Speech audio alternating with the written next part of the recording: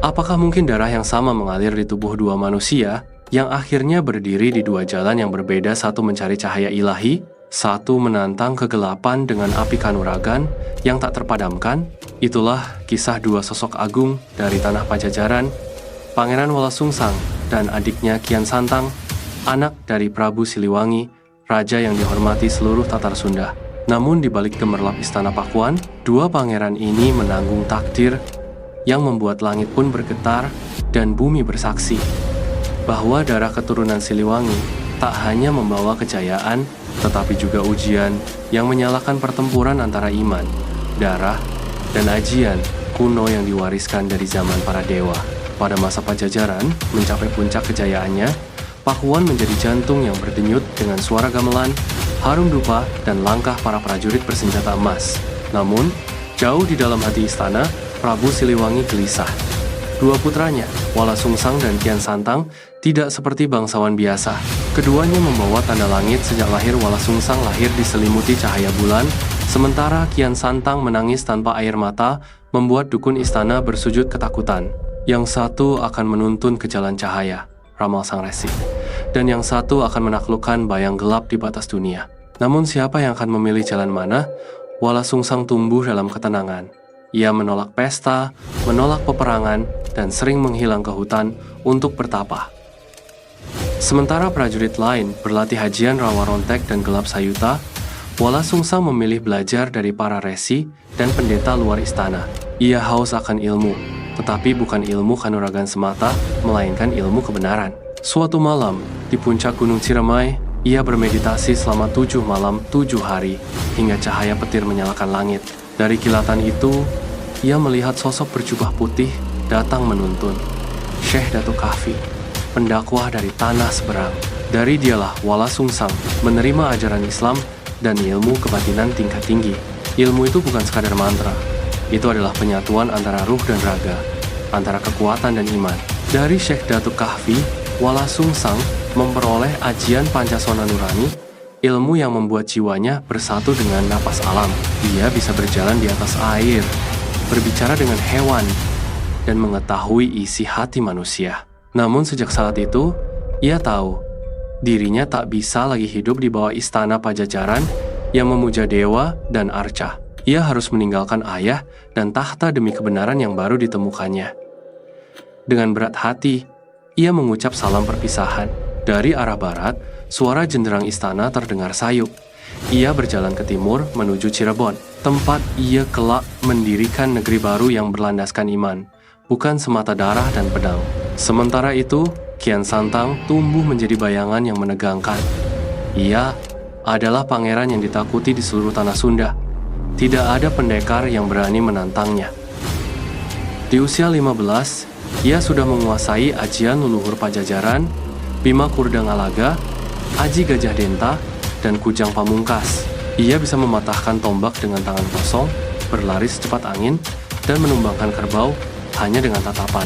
Namun, kekuatannya menjadi beban. Ia merasa jiwanya hampa. Ia haus pertempuran, haus makna. Untuk apa kekuatan ini, bila tidak ada yang pantas kutaklukkan? Serunya suatu malam di Balairung. Prabu Siliwangi hanya tersenyum pahit. Kau akan menemukan lawanmu, anakku, bukan di medan perang, tapi dalam dirimu sendiri.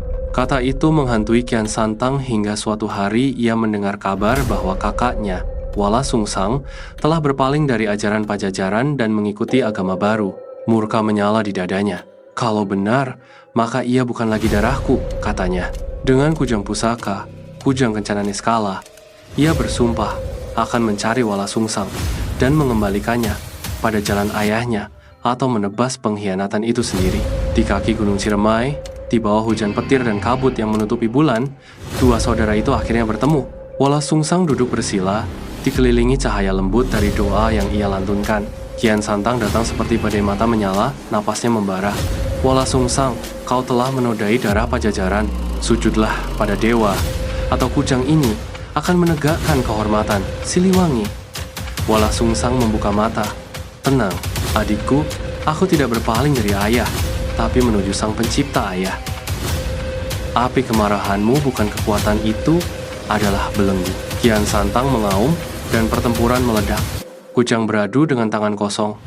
Tanah retak, angin berputar seperti pusaran naga. Wala Sungsang memancarkan cahaya putih, sementara Kian Santang menyelimuti dirinya dengan aura biru menyala dari Aji Gajah Denta.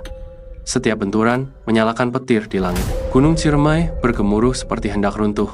Namun di tengah pertempuran itu, Kian Santang melihat sesuatu dari tangan kakaknya memancar bukan kebencian, melainkan kasih dan doa. Ia menyerang lagi, tapi setiap kali ia menebas, ia justru merasakan getaran damai yang tak bisa dijelaskan. Tiba-tiba, Wala Sungsang menghentikan gerakannya, berlutut, dan memejamkan mata. Jika aku harus mati, agar kau mengenal kebenaran, biarlah tubuh ini menjadi jembatanmu. Petir menyambar tepat di antara mereka. Kian Santang terpental, kujangnya terlempar jauh. Dan di saat itu, suara gaib bergema dari langit. Hai Muhammad Syarif Hidayatullah, kelak engkau bukan hanya pewaris Pajajaran, tapi penyebar cahaya di tanah ini. Kian Santang terdiam. Nama itu terasa asing, namun menggema di dadanya. Ia berlutut, mencium tanah, dan menangis untuk pertama kalinya dalam hidupnya. Sejak malam itu, dua darah Pajajaran berjalan di dua arah yang berbeda, namun menuju satu titik cahaya. Wala Sungsang menjadi Pangeran Cakrabuana, pendiri Cirebon, penyebar Islam yang penuh hikmah. Ia mendirikan pesantren pertama di Gunung Sembung dan menanamkan nilai kebatinan suci kepada rakyatnya. Sementara Kian Santang dikenal sakti, bijaksana, dan berjiwa petualang. Ia sering berkelana ke berbagai daerah, bahkan menurut legenda, ia melintasi lautan menuju tanah Arab untuk mencari kebenaran sejati. Di sana, ia dikisahkan bertemu langsung dengan Sayyidina Ali bin Abi Thalib versi spiritual, dan akhirnya masuk Islam secara penuh, bergelar Syarif Muhammad. Namun legenda menyebut, hingga akhir hayatnya, keduanya masih bisa saling merasakan kehadiran satu sama lain dalam diam. Di malam-malam sunyi, bila angin berdesir dari arah Ciremai ke barat, orang-orang tua di Cirebon berkata, itu napas dua darah agung Wala Sungsang Sang Cahaya dan Kian Santang Sang Bayang. Mereka tak lagi bertempur, tapi menjaga tanah ini agar tak lupa pada asalnya. Dalam pusaran sejarah dan legenda, nama mereka tetap membara. Bukan karena ajian Kanuragan yang menundukkan dunia, tapi karena keberanian untuk menundukkan diri sendiri. Dan begitulah kisah dua bayang di bawah tahta Pajajaran Kisah yang membuat langit pun menunduk dan tanah Sunda bergetar dalam hormat.